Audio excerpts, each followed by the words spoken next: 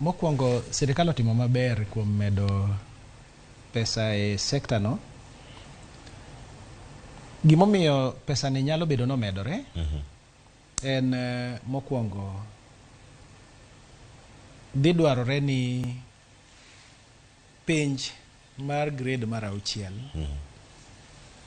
klas 8 gi jo form 4 magi gik ma sami idwaro report to nego beni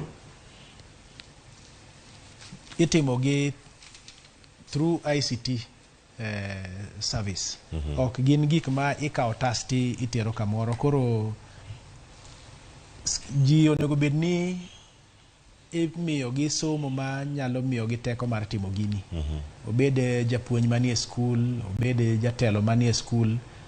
Koro nikech gigi koro omedore, jok ma timo penj koro nitiere tieng' 3. Dwarore ni jogi mi tiegruok moromo. Mar ariyo, kwa dhie wach mar telo mar skul. Waneno ka koro weche ma wawacho ni nitiere nyithindo moko ma nyawawa.